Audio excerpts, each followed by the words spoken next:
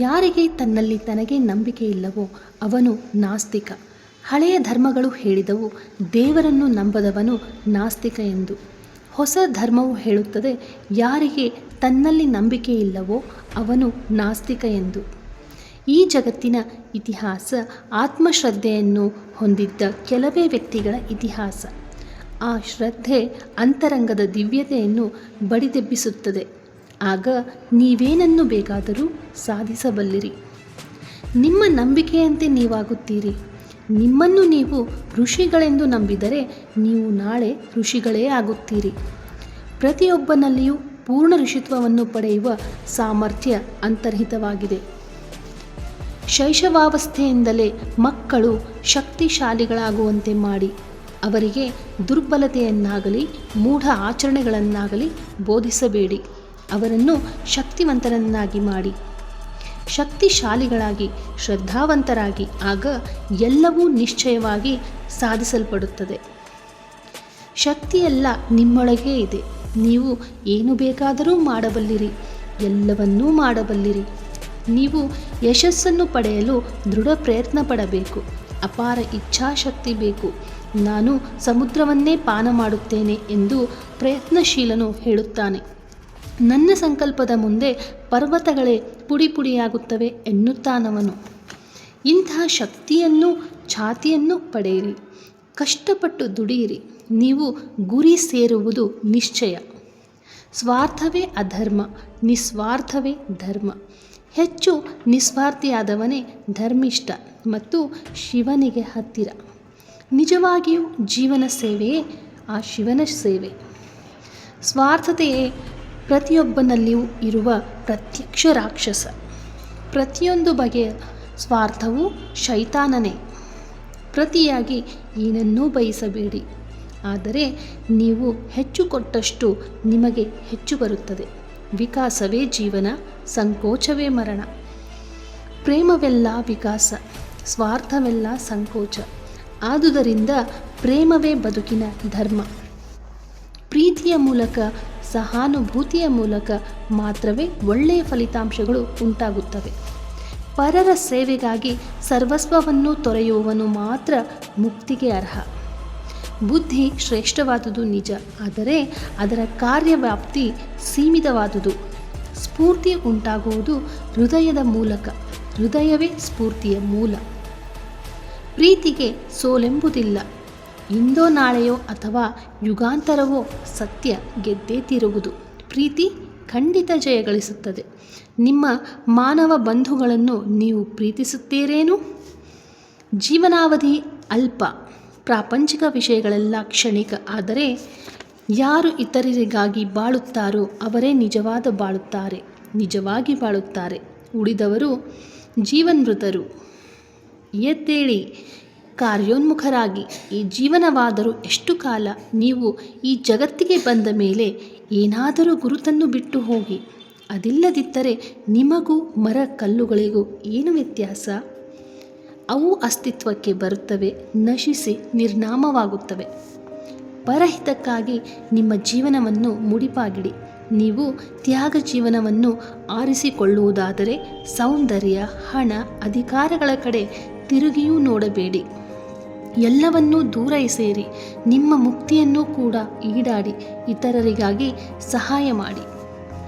ಮಹತ್ ಕಾರ್ಯವು ಮಹಾ ಬಲಿದಾನದ ಮೂಲಕ ಮಾತ್ರ ಸಾಧ್ಯ. ನಮಗೆ ತ್ಯಾಗ ಮಾಡುವ ಧೈರ್ಯ ಬೇಕಾದರೆ ನಾವು ಉದ್ವೇಗವಶರಾಗಕೂಡದು.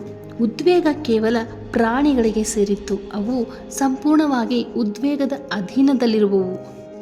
ಆದರ್ಶದಿಂದ ಕೂಡಿದ ವ್ಯಕ್ತಿ 1,000 ತಪ್ಪುಗಳನ್ನು ಮಾಡಿದರೆ ಆದರ್ಶವಿಲ್ಲದ ವ್ಯಕ್ತಿಯು 50,000 ತಪ್ಪುಗಳನ್ನು ಮಾಡುತ್ತಾನೆ. ಆದ್ದರಿಂದ ಆದರ್ಶವನ್ನು ಇಟ್ಟುಕೊಳ್ಳುವುದು ಒಳ್ಳೆಯದು. ಜೀವನದಲ್ಲಿ ಉನ್ನತ ಆದರ್ಶವನ್ನು ಸ್ವೀಕರಿಸಿ ಅದಕ್ಕಾಗಿ ಇಡೀ ಜೀವನವನ್ನೇ ಬಲಿ ಕೊಡುವುದು ಪರಮಶ್ರೇಷ್ಠ. ನಮ್ಮ ದೇಶಕ್ಕೆ ಪುರುಷ ಸಿಂಹರು ಬೇಕಾಗಿದ್ದಾರೆ. ಪುರುಷ ಸಿಂಹರಾಗಿ ಬಂಡೆಯಂತೆ ಸ್ಥಿರವಾಗಿ ನಿಲ್ಲಿ. ಸತ್ಯವು ಯಾವಾಗಲೂ ಜಯಿಸುತ್ತದೆ. ಯಾರು ತನ್ನ ಹೃದಯದ ನೆತ್ತರಿನಿಂದ ಇತರರಿಗಾಗಿ ದಾರಿ ನಿರ್ಮಿಸುತ್ತಾನೋ ಅವನೇ ಶ್ರೇಷ್ಠ ವ್ಯಕ್ತಿ. ಕಷ್ಟದಿಂದ ಪಾರಾಗುವ ದಾರಿಯನ್ನು ತೋರಿಸುವವನೇ ಮಾನವ ಕೋಟಿಯ ಸ್ನೇಹಿತ. ನಿಮ್ಮ ಸೌಲಭ್ಯಗಳನ್ನು, ನಿಮ್ಮ ಸುಖಗಳನ್ನು, ನಿಮ್ಮ ಹೆಸರು, ಕೀರ್ತಿ, ಸ್ಥಾನಮಾನಗಳನ್ನು, ಅಷ್ಟೇ ಏಕೆ ನಿಮ್ಮ ಜೀವಿತವನ್ನೇ ಬಲಿ ಕೊಟ್ಟು ಒಂದು ಮಾನವ ಸೇತುವನ್ನು ನಿರ್ಮಿಸಿ ಅದರ ಮೂಲಕ ಲಕ್ಷಾಂತರ ಜನರು ಈ ಭವ ಜಲಧಿಯನ್ನು ದಾಟುವಂತಾಗಲಿ. ಜೀವನವೆಂಬುದು ಕಠಿಣ ಸತ್ಯ. ಧೈರ್ಯವಾಗಿ ಅದನ್ನು ಎದುರಿಸಿ ನಿಮ್ಮ ಮಾರ್ಗದಲ್ಲಿ ಮುಂದುವರಿಯಿರಿ. ಅದು ಅಭೇದ್ಯವಾಗಿರಬಹುದು, ಆದರೆ ಆತ್ಮ ಅದಕ್ಕಿಂತ ಬಲಯುತವಾದುದು. ಈ ಪ್ರಪಂಚ ಒಂದು ದೊಡ್ಡ ಕರಡಿ ಮನೆ. ನಾವಿಲ್ಲಿ ಬಲಿಷ್ಠರಾಗಿರುವುದಕ್ಕೆ ಬಂದಿದ್ದೇವೆ.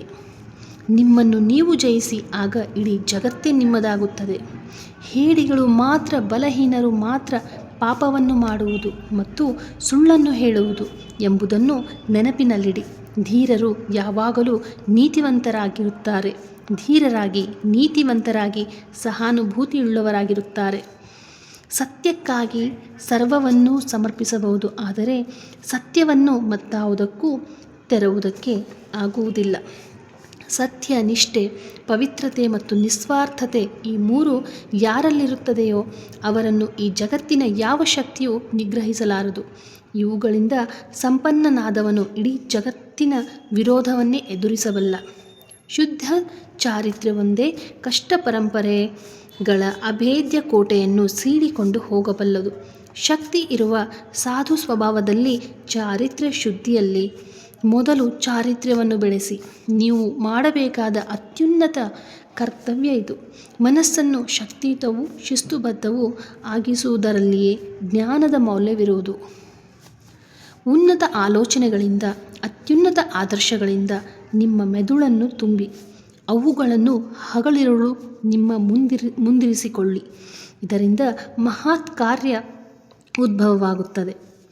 ನಿಮ್ಮ ಪಾಲಿಗೆ ಬಂದ ಕರ್ತವ್ಯವನ್ನು ಮಾಡಿ ನೀವು ಶುದ್ಧ ಚಾರಿತ್ರ್ಯವನ್ನು ರೂಢಿಸಿಕೊಳ್ಳಬೇಕು. ಕರ್ತವ್ಯವನ್ನು ಮಾಡಿದರೆ ಕರ್ತವ್ಯ ಭಾರದಿಂದ ಪಾರಾಗುತ್ತೇವೆ. ಯಾವಾಗಲೂ ಒಳ್ಳೆಯದನ್ನೇ ಮಾಡಿ, ನಿರಂತರವಾಗಿ ಸದ್ವಿಚಾರವನ್ನೇ ಆಲೋಚಿಸಿ. ದುಷ್ಟ ಸಂಸ್ಕಾರಗಳನ್ನು ನಿಗ್ರಹಿಸುವುದಕ್ಕೆ ಇದೊಂದೇ ಮಾರ್ಗ. ಪ್ರತಿಕೂಲವಾದ ಸನ್ನಿವೇಶಗಳನ್ನು ಎದುರಿಸಿ ಜೀವಿಯು ವಿಕಾಸ ಮತ್ತು ಬೆಳವಣಿಗೆಯನ್ನು ಹೊಂದುವುದೇ ಜೀವನ. ಪರಿಸ್ಥಿತಿಗಳನ್ನು ಉತ್ತಮಪಡಿಸಲಾಗುವುದಿಲ್ಲ, ಆದರೆ ಅವುಗಳನ್ನು ಬದಲಾಯಿಸುವುದರಿಂದ ನಾವು ಉತ್ತಮರಾಗುತ್ತೇವೆ. ಪ್ರತಿಯೊಬ್ಬ ವ್ಯಕ್ತಿಯು, ಪ್ರತಿಯೊಂದು ರಾಷ್ಟ್ರವು ಶ್ರೇಷ್ಠತೆಯನ್ನು ಪಡೆಯಲು 3 ಸಂಗತಿಗಳು ಅವಶ್ಯಕ. 1. ಒಳಿತಿನ ಶಕ್ತಿಯಲ್ಲಿ ದೃಢ ನಂಬಿಕೆ. 2. ಮಾತ್ಸರ್ಯ ಹಾಗೂ ಅಪನಂಬಿಕೆಗಳಿಲ್ಲದಿರುವಿಕೆ. 3. ಒಳ್ಳೆಯವರಾಗಲು, ಒಳಿತನ್ನು ಮಾಡಲು ಪ್ರಯತ್ನಿಸುತ್ತಿರುವವರಿಗೆ ಸಹಾಯ ಮಾಡುವಿಕೆ. ನಮಗೆ ನಾವೇ ಕೇಡನ್ನುಂಟು ಮಾಡಿಕೊಳ್ಳದಿದ್ದರೆ ಜಗತ್ತಿನ ಯಾವ ಶಕ್ತಿಯೂ ಕೂಡ ನಮಗೆ ಕೇಡನ್ನುಂಟು ಮಾಡಲಾಗದು ಎಂಬುದು ನಿಶ್ಚಯವಾದದ್ದು. ನಮ್ಮ ದುಃಖಗಳಿಗೆಲ್ಲ ನಾವೇ ಜವಾಬ್ದಾರರು, ಮತ್ತಾರೂ ಅಲ್ಲ. ನಮ್ಮ ಅದೃಷ್ಟವನ್ನು ರೂಪಿಸಿಕೊಳ್ಳುವವರು ಕೂಡ ನಾವೇ. ನಮ್ಮ ತಪ್ಪಿಗಾಗಿ ಇತರರನ್ನು ದೂಷಿಸಬೇಡಿ. ನಿಮ್ಮ ಕಾಲ ಮೇಲೆ ನೀವು ನಿಲ್ಲಿ. ಸಂಪೂರ್ಣ ಜವಾಬ್ದಾರಿಯನ್ನು ನಿಮ್ಮ ತಲೆಯ ಮೇಲೆ ಹೊತ್ತುಕೊಳ್ಳಿ. ನಿಮ್ಮನ್ನು ನಿಂದಿಸುವ ಜನರನ್ನು ಆಶೀರ್ವದಿಸಿ. ನಿಮ್ಮಲ್ಲಿರುವ ದುರಹಂಕಾರವನ್ನು ಹತ್ತಿಕ್ಕಲು ಅವರು ಎಷ್ಟೊಂದು ಸಹಾಯ ಮಾಡುತ್ತಾರೆ ಎಂಬುದನ್ನು ಯೋಚಿಸಿ. ನಿಮಗಾಗಿ ಏನನ್ನೂ ಬಯಸಬೇಡಿ. ಎಲ್ಲವನ್ನು ಇತರರಿಗಾಗಿ ಮಾಡಿ. ಭಗವಂತನಲ್ಲೇ ಇರುವುದು, ಅವನಲ್ಲೇ ಬಾಳುವುದು, ಚಲಿಸುವುದು ಎಂದರೆ ಇದೆ. ಯಾರ ಸಹಾಯಕ್ಕೂ ಕಾದು ಕುಳಿತುಕೊಳ್ಳಬೇಡಿ. ಎಲ್ಲ ಮಾನವ ಸಹಾಯಕ್ಕಿಂತಲೂ ಭಗವಂತನು ಅನಂತ ಪಾಲು ಮಿಗಿಲಲ್ಲವೇ? ಯಾವುದನ್ನೂ ಬಯಸಬೇಡಿ. ನಮ್ಮನ್ನು ದುಃಖಕ್ಕೊಳಪಡಿಸುವ ಎಲ್ಲ ಕಷ್ಟಗಳಿಗೂ ಆಸೆಯೇ ಕಾರಣ. ಇತರರ ಯೋಜನೆಯ ಮೇಲೆ ತಣ್ಣೀರೆರಚಬೇಡಿ. ನಿಂದನೆಯನ್ನು ಸಂಪೂರ್ಣವಾಗಿ ಪರಿತ್ಯಜಿಸಿ. ಇತರರಿಗೆ ತಿಳಿಯದಂತೆ ಅವರನ್ನು ನಿಂದಿಸುವುದು ಮಹಾ ಅಪರಾಧ ಎಂಬುದನ್ನು ತಿಳಿಯಿರಿ. ಇದನ್ನು ನೀವು ಸಂಪೂರ್ಣ ತ್ಯಜಿಸಬೇಕು. ಸಾಧ್ಯವಾದರೆ ಸಹಾಯ ಮಾಡಿ, ಇಲ್ಲದಿದ್ದರೆ ಕೈಕಟ್ಟಿಕೊಂಡು ಸುಮ್ಮನೆ ನಡೆಯುವುದನ್ನು ನೋಡುತ್ತೀರಿ. ನಿಮಗೆ ಸಹಾಯ ಮಾಡಲಾಗದಿದ್ದರೆ ನೋಯಿಸಲು ಪ್ರಯತ್ನಿಸದಿರಿ. ನೀವು ದ್ವೇಷ ಮತ್ತು ಅಸೂಯೆಗಳನ್ನು ಹೊರಸೂಸಿದರೆ ಅವುಗಳು ಚಕ್ರ ಬಡ್ಡಿ ಸಮೇತ ನಿಮಗೆ ಹಿಂತಿರುಗುತ್ತವೆ. ಯಾವ ಶಕ್ತಿಯೂ ಅದನ್ನು ತಡೆಯಲಾರದು. ಒಮ್ಮೆ ನೀವು ಅವುಗಳನ್ನು ಚಲಿಸುವಂತೆ ಮಾಡಿದರೆ ಅದರ ದುಷ್ಪರಿಣಾಮವನ್ನು ನೀವು ಅನುಭವಿಸಲೇಬೇಕು. ನೀವಿದನ್ನು ನೆನಪಿನಲ್ಲಿಟ್ಟರೆ ದುಷ್ಕಾರ್ಯಗಳಿಂದ ನೀವು ಪಾರಾಗಬಹುದು. ಅಸೂಯೆ ಎಂಬುದು ಎಲ್ಲ ಗುಲಾಮರ ಹಾನಿಕರ ಲಕ್ಷಣ. ಅದೇ ನಿಮ್ಮ ದೇಶದ, ಅಂದರೆ ನಮ್ಮ ದೇಶದ ದೊಡ್ಡ ಪಿಡುಗು. ಅದನ್ನು ಯಾವಾಗಲೂ ತೊಡೆದು ಹಾಕಿ. ಹಿಂತಿರುಗಿ ನೋಡಬೇಡಿ, ಯಾವಾಗಲೂ ಮುನ್ನಡೆಯಿರಿ. ಅನಂತ ಶಕ್ತಿ, ಅನಂತ ಉತ್ಸಾಹ, ಅನಂತ ಸಾಹಸ ಮತ್ತು ಅನಂತ ತಾಳ್ಮೆ ಇವುಗಳಿದ್ದರೆ ಮಾತ್ರ ಮಹತ್ ಕಾರ್ಯಗಳನ್ನು ಸಾಧಿಸಲು ಸಾಧ್ಯ. ನಿಮ್ಮೊಳಗಿರುವುದನ್ನು ಪ್ರಯತ್ನಪೂರ್ವಕವಾಗಿ ಹೊರಹೊಮ್ಮಿಸಿ, ಆದರೆ ಅನುಕರಿಸಬೇಡಿ. ಇತರರಿಂದ ಒಳ್ಳೆಯದೆಲ್ಲವನ್ನೂ ಸ್ವೀಕರಿಸಿ. ಅನುಕರಣೆ ಎಂದಿಗೂ ಪ್ರಗತಿಯ ಗುರುತಲ್ಲ, ಅದೊಂದು ಹೀನ ಅವನತಿಯ ಚಿಹ್ನೆ.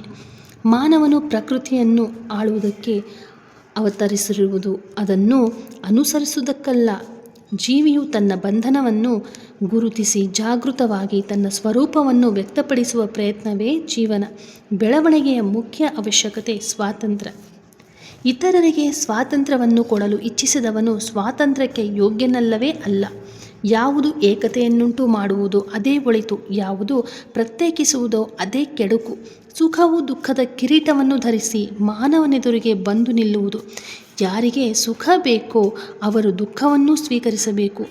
ನಾವು ಸುಖವನ್ನು ಕೋರುವುದಿಲ್ಲ, ದುಃಖವನ್ನು ಕೋರುವುದಿಲ್ಲ. ಅವುಗಳ ಮೂಲಕ ಅವನ್ನು ಮೀರಿರುವುದನ್ನು ಪಡೆಯಲು ಯತ್ನಿಸುತ್ತಿದ್ದೇವೆ.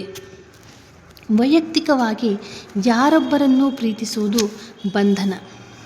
ಎಲ್ಲವನ್ನೂ ಸಮಾನವಾಗಿ ಪ್ರೀತಿಸಿ, ಆಗ ಎಲ್ಲ ಆಸೆಗಳು ಬಿದ್ದು ಹೋಗುತ್ತವೆ. ಮಹಾಮೂರ್ಖನೂ ಕೂಡ ತನ್ನ ಹೃದಯಕ್ಕೆ ಒಪ್ಪಿಗೆಯಾಗುವಂತಹ ಕಾರ್ಯವನ್ನು ಸಾಧಿಸಬಲ್ಲ. ಆದರೆ ಯಾರು ಯಾವುದೇ ಕೆಲಸವನ್ನಾದರೂ ತನಗೆ ರುಚಿಸುವಂತೆ ಪರಿವರ್ತಿಸಬಲ್ಲನೋ ಅವನೇ ಬುದ್ಧಿವಂತನು. ಮೊದಲು ಆಳಾಗುವುದನ್ನು ಕಲಿಯಿರಿ, ಆಗ ನಾಯಕನ ಅರ್ಹತೆ ನಿಮಗೆ ಬಂದೇ ಬರುತ್ತದೆ. ಒಂದು ಸಾಮಾನ್ಯ ಕೆಲಸವನ್ನು ಅತ್ಯುತ್ತಮವಾಗಿ ಮಾಡುವುದರಿಂದ ಶ್ರೇಷ್ಠ ಪ್ರತಿಫಲ ದೊರೆಯುತ್ತದೆ. ನಿಷೇಧಾತ್ಮಕ ಶಿಕ್ಷಣ, ನಿಷೇಧಾತ್ಮಕ ಭಾವನೆಗಳನ್ನಾಧರಿಸಿ ಯಾವುದೇ ತರಬೇತಿಯಾಗಲಿ ಅದು ಮೃತ್ಯುವಿಗಿಂತಲೂ ಹೀನ. ನೀವು 5 ಭಾವನೆಗಳನ್ನು ಅರಗಿಸಿಕೊಂಡು ಅವನ್ನು ನಿಮ್ಮ ಜೀವನ ಸರ್ವಸ್ವವನ್ನಾಗಿ ಮಾಡಿಕೊಂಡರೆ, ಅವು ನಿಮ್ಮ ನಡೆ ನುಡಿಯೊಡನೆ ಒಂದಾದರೆ ನೀವು ಯಾವುದೇ ವ್ಯಕ್ತಿಗಿಂತಲೂ ಹೆಚ್ಚು ವಿದ್ಯಾವಂತರಾಗಿರುತ್ತೀರಿ. ಈ ಮಾಹಿತಿ ನಿಮಗೆ ಇಷ್ಟ ಆದಲ್ಲಿ ಚಾನಲ್ನ ದಯವಿಟ್ಟು ಸಬ್ಸ್ಕ್ರೈಬ್ ಮಾಡಿ, ಲೈಕ್ ಮಾಡಿ, ಶೇರ್ ಮಾಡಿ. ಮತ್ತೆ ಸಿಗ್ತೀನಿ ಇನ್ನೊಂದು ಒಳ್ಳೆಯ ಅದ್ಭುತವಾದಂತಹ ಉಪಯುಕ್ತವಾದಂತಹ ಒಂದು ಮಾಹಿತಿಯೊಂದಿಗೆ ಮುಂದಿನ ವಿಡಿಯೋದಲ್ಲಿ. ಅಲ್ಲಿವರೆಗೂ ಎಲ್ಲರಿಗೂ ನಮಸ್ಕಾರ.